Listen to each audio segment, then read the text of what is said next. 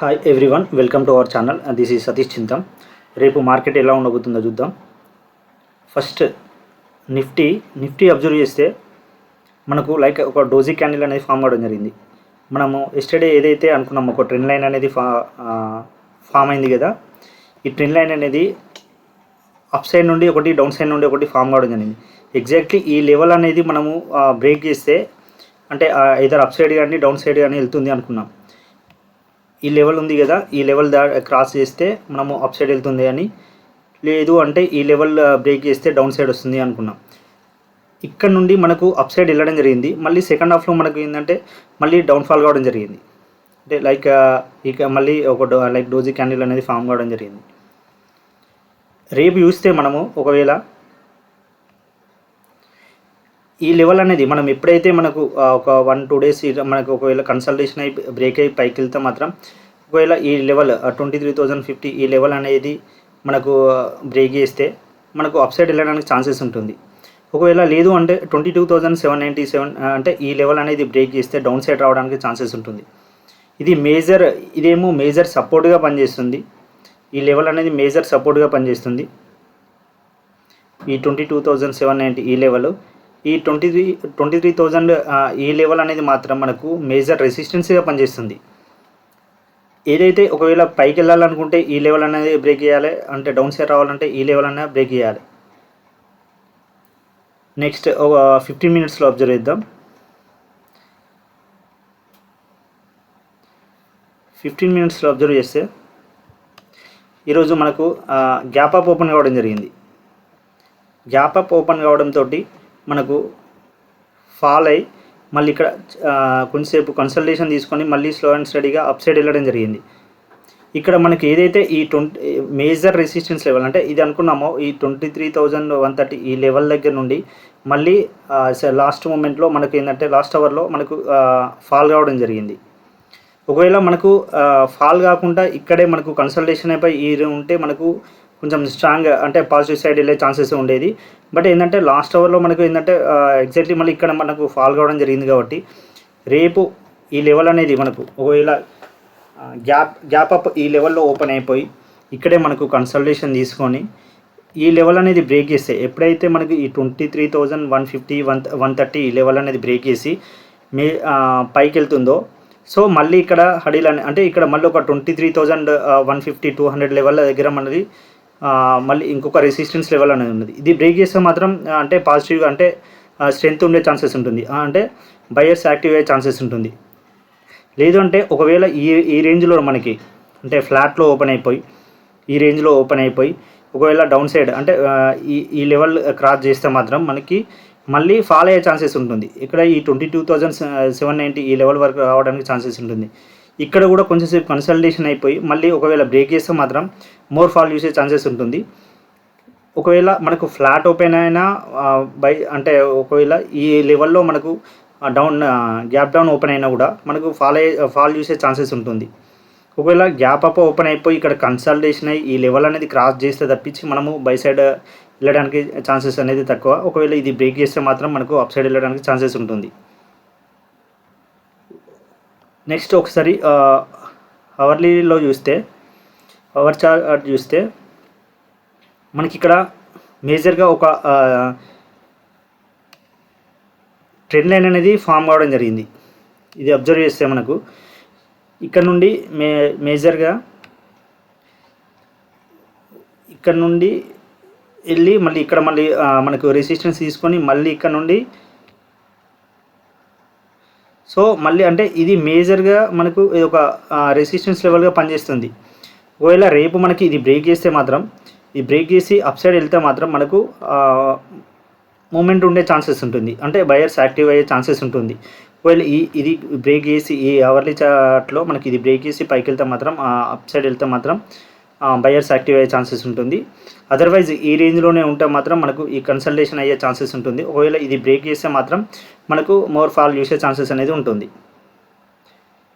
ఇది నిఫ్టీ అండి. Next bank Nifty observe చేద్దాం. బ్యాంక్ నిఫ్టీ అబ్జర్వ్ చేస్తే మనకు ఏదైతే ఈ లెవెల్ అంటే కొంచెం స్ట్రెంత్ కనబడుతుంది, నిఫ్టీతో కంపేర్ చేస్తే బ్యాంక్ నిఫ్టీ అనేది స్ట్రెంత్ కనబడుతుంది.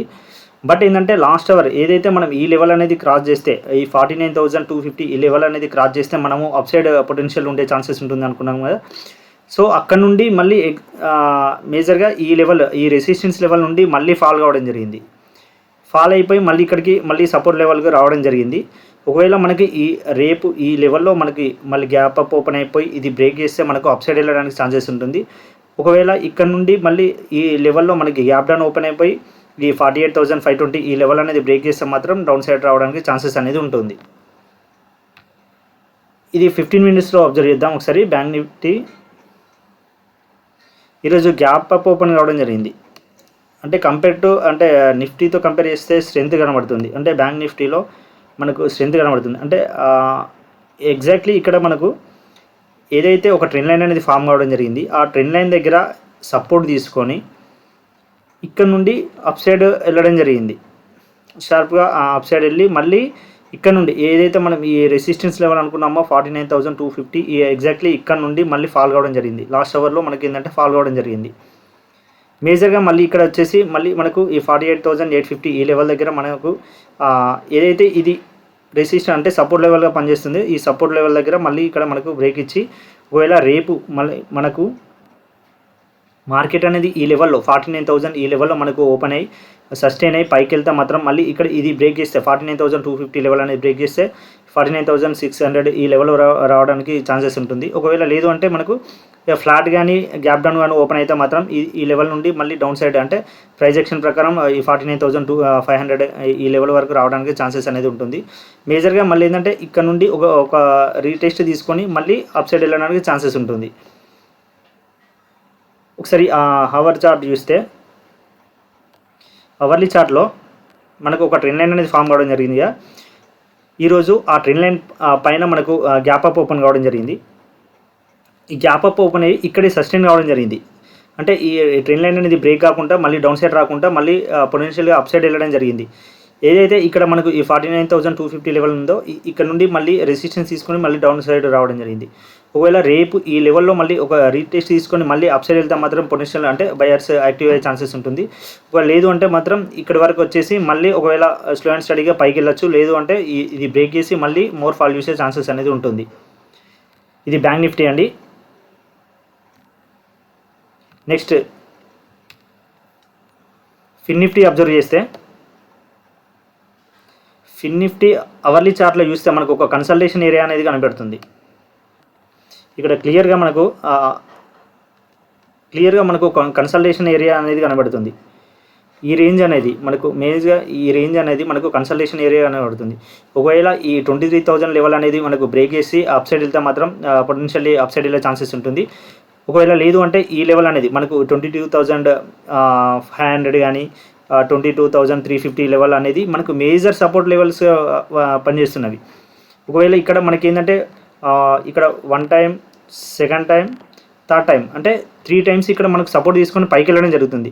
ఫస్ట్ టైం ఇక్కడ సపోర్ట్ తీసుకొని పైకి వెళ్ళి మళ్ళీ డౌన్ సైడ్ రావడం జరిగింది, మళ్ళీ అప్ సైడ్ వెళ్ళడం జరిగింది, మళ్ళీ ఇక్కడ 2nd టైం మళ్ళీ ఇక్కడ డౌన్ సైడ్ రావడం జరిగింది, మళ్ళీ ఇక్కడ నుండి 3rd టైం తీసుకొని మళ్ళీ అప్ సైడ్ వెళ్ళింది. ఒకవేళ ఇది బ్రేక్ చేసి పైకి వెళ్తే మాత్రం పొటెన్షియల్ ఉంటుంది, ఒకవేళ బయర్స్ యాక్టివ్ అయ్యే ఛాన్సెస్ ఉంటుంది.